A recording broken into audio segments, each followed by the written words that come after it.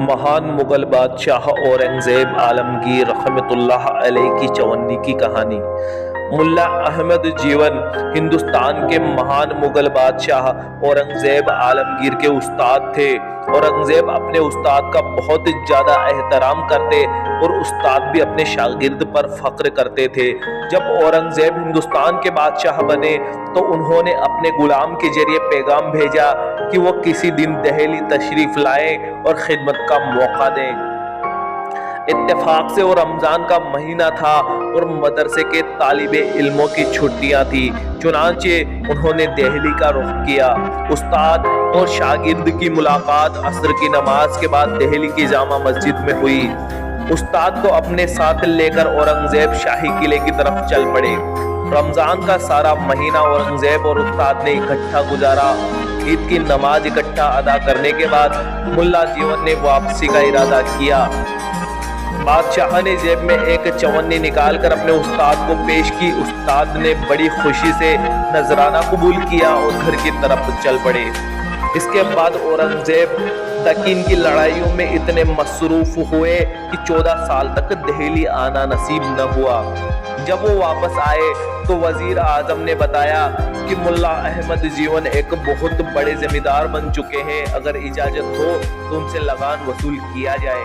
ये सुनकर औरंगजेब हैरान हो गए कि एक गरीब उस्ताद किस तरह से जमींदार बन सकता है। उन्होंने उस्ताद को खत लिखा और मिलने की ख्वाहिश जाहिर की। मुल्ला जीवन पहले की तरह रमजान में तशरीफ लाए। औरंगजेब ने बड़ी इज्जत के साथ उन्हें अपने पास ठहराया। मुल्ला अहमद जीवन का लिबास, बातचीत और तौर तरीके पहले की तरह सादा थे, इसलिए बादशाह को उनसे बड़ा जमींदार बनने के बारे में पूछने का हौसला न हुआ। एक दिन मुल्ला अहमद साहब खुद कहने लगे, आपने जो चवन्नी दी थी ना, वो बड़ी बाबरकत थी। मैंने बनोला खरीद कर कपास काश्त की। खुदा ने उसमें इतनी बरकत दी कि चंद सालों में सैकड़ों से लाखों। औरंगजेब ये सुनकर खुश हुए, मुस्कुराने लगे और फरमाया, अगर इजाजत हो तो उस चवन्नी की। मुल्ला साहब ने कहा, जरूर सुनाइए।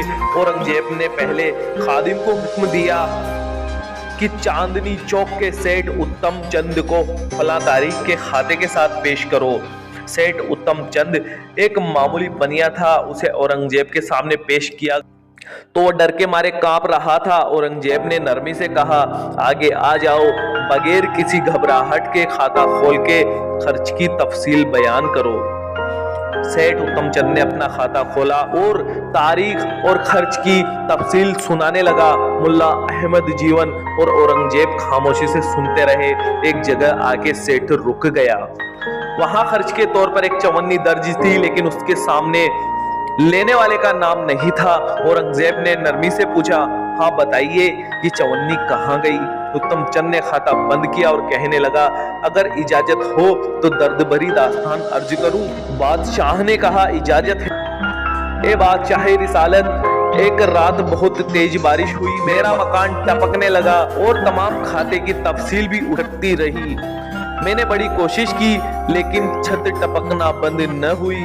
मैंने बाहर झांका तो एक आदमी लालटेन लिए नीचे खड़ा था। मैंने मजदूर ख्याल करके पूछा, ए भाई मजदूरी करोगे? वो बोला, क्यों नहीं। फिर वो आदमी काम पर लग गया। उसने तकरीबन 3-4 घंटे काम किया। जब मकान टपकना बंद हो गया तो उसने अंदर आकर तमाम सामान दुरुस्त किया। इतने में सुबह की अजान हो गई। वो कहने लगा, सेठ साहब आपका काम मुकम्मल हो गया। मुझे ने उसे मजदूरी की गर्ज से जेब में हाथ डाला तो एक चवन्नी निकली। मैंने उससे कहा, ए भाई अभी मेरे पास ये चवन्नी है, इसे ले लो और सुबह दुकान पर आना, तुम्हें मजदूरी मिल जाएगी। वो कहने लगा, यही चवन्नी काफी है, मैं फिर हाजिर नहीं हो सकता। मैंने और मेरी बीवी ने बहुत मिन्नतें की लेकिन वो नहीं माना। कहने लगा, देते हो तो यही चवन्नी दे दो वरना रहने दो। मैंने मजबूर होकर चवन्नी उसे दे दी और वो चला गया।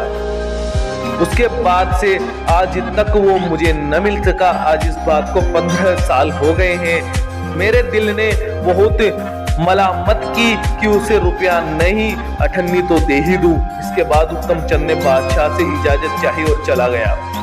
बादशाह ने मुल्ला साहब से कहा, ये वही चवन्नी है, क्योंकि मैं उस रात भेष बदलकर गया था ताकि जनता का हाल मालूम कर सकूं, तो वही मैंने मजदूरी के तौर पर काम किया। मुल्ला साहब खुश होकर कहने लगे, मुझे पहले ही मालूम था कि चवन्नी मेरे होनहार शागिर्द ने अपने हाथ से कमाई हुई होगी। औरंगजेब ने कहा, हाँ, असल बात यही है कि मैंने शाही खजाने से अपने लिए कभी एक पाई भी नहीं ली। हफ्ते में 2 दिन टोपियां बनाता हूँ, 2 दिन मजदूरी करता हूँ। मैं खुश हूँ कि मेरी वजह से किसी जरूरतमंद की जरूरत पूरी हुई। ये सब आपकी दुआओं का नतीजा है। दोस्तों, ये थे उस वक्त के बादशाह जो अपनी 2 वक्त की रोटी के लिए टोपियां बनाते थे, मजदूरी करते थे। और आज के बादशाह है जो लग्जरी कारों में घूमते हैं, एरोप्लेन में घूमते हैं, वो भी सरकारी खर्च पर। आप ही बताइए, क्या ये सही है या वो सही थे? कमेंट करके